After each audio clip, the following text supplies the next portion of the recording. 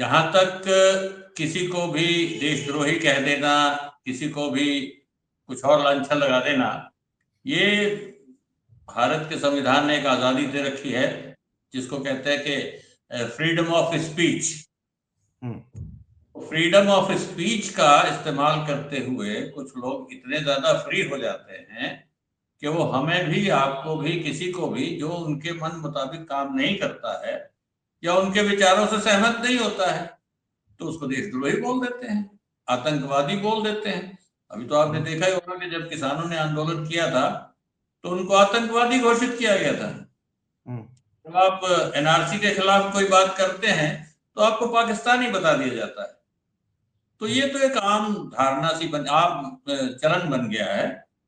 मेरे ख्याल से किसी भी एक्टर को या बॉलीवुड के किसी भी आदमी को इन बातों के ऊपर ज्यादा ध्यान नहीं देना चाहिए। मन में दुख जरूर होता है कि जिस देश के लिए हम काम कर रहे हैं, जिसके लिए हम इतनी मेहनत कर रहे हैं, उसके बदले में हमें कोई भी देशद्रोही कह देता है, कोई भी आतंकवादी कह देता है, कोई भी हमें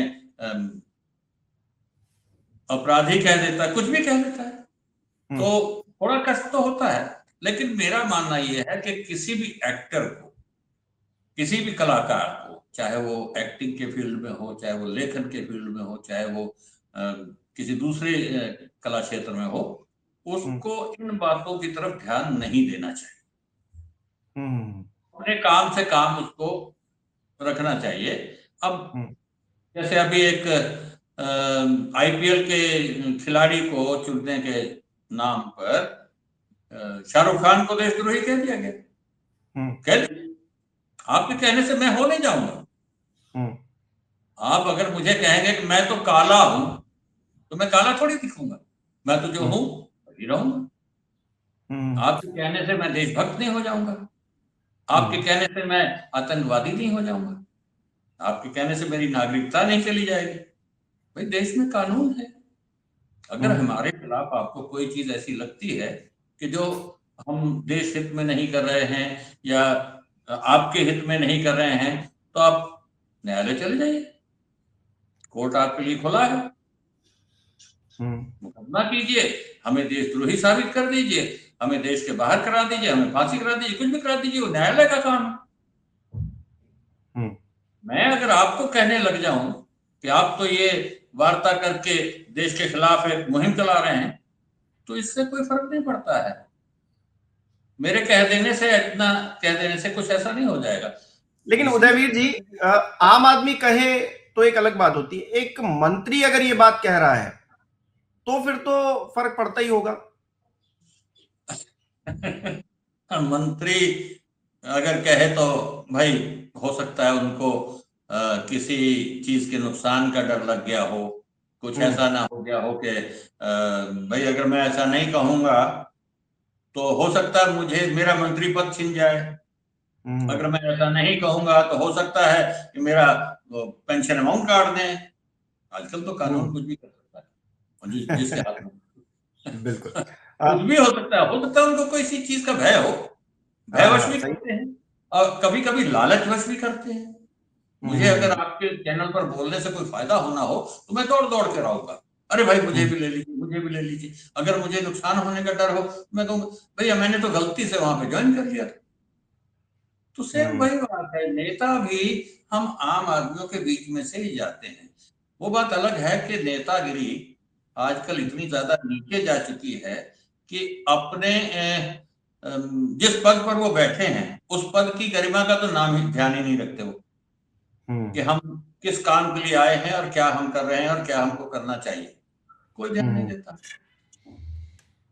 हम एक्टर हैं, एक्टिंग छोड़कर अगर हम राजनीतिक बातें करने लगे, वो ठीक है कि हमको अधिकार है कि हम किसी भी राजनीतिक दल से अपना संबंध स्थापित कर सकते हैं। हमारे मन में भी विचार ऐसे आ सकते हैं कि भाई ये चीज अच्छी हो रही है, ये खराब हो रही है, ऐसा होना चाहिए, ऐसा नहीं होना चाहिए, हम कह सकते हैं। लेकिन हमारा कहना एक फाइनल जजमेंट तो नहीं है, और मंत्री जी का कहना भी कोई फाइनल जजमेंट नहीं है।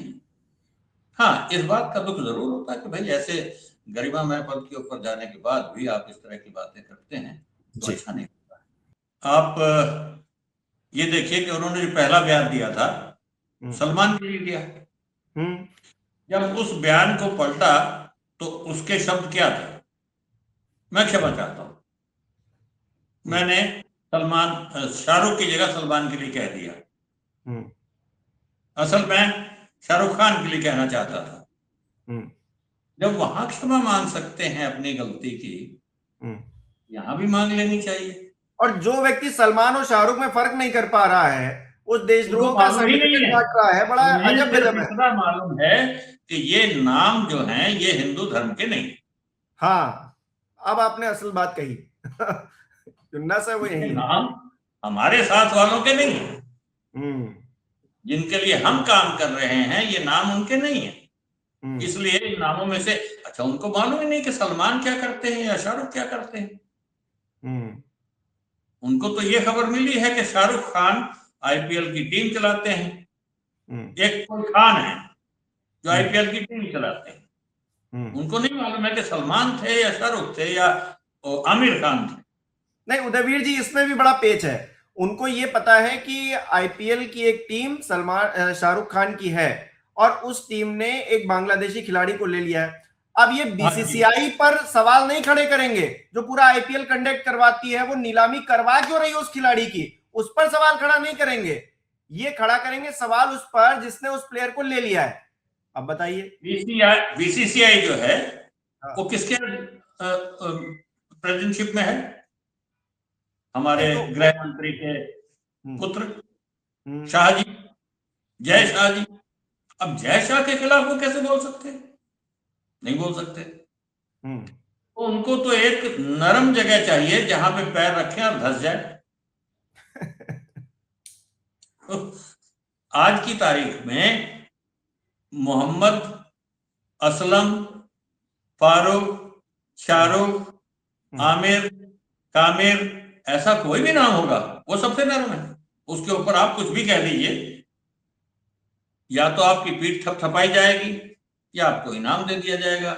नहीं उदयवीर जी, वो सोनम वांगचुक भी इनके लिए देशद्रोही हो जाते हैं। मुझे तो बड़ी हैरानी होती है। मतलब वो इनोवेटर जिसने देश में नहीं दुनिया में अपना नाम कमाया और भारतीय सेना के लिए इतने बड़े बड़े जो है उन्होंने तीर मारे, लेकिन वो भी आज के टाइम में 3 महीने से जेल में है, उनकी कोई बात नहीं कर रहा है। बड़ी हैरानी होती है ये देखकर। उन्होंने कुछ नहीं तो कम से कम 30 इंटरनेशनल अवार्ड्स भारत के लिए जीते हैं, और भारत के लिए जीते हैं, अपने नाम पर नहीं। उन्होंने भारतीय सैनिकों के लिए जहां पे 40 डिग्री माइनस सेंटीग्रेड का टेम्परेचर रहता है, उनके लिए गर्म रहने के लिए ऐसे टेंट तैयार किए जो कि सूरज की रोशनी से गर्म हो जाते हैं, उनको नॉर्मल टेम्परेचर मिलता है। उन्होंने देश के लिए न जाने क्या क्या किया है। वो केवल एक छोटी सी मांग ये कर रहे थे कि हमारे राज्य को अगर आपने राज्य का दर्जा दिया तो सारे सुविधाएं भी दीजिए। जो सेक्शन 6 है क्या है, मैं ज्यादा पॉलिटिक्स या ज्यादा इसके बारे में नहीं जानता हूं, लेकिन वो हाँ जो भी है, तो वो सरकार को शायद अच्छा नहीं लग रहा था।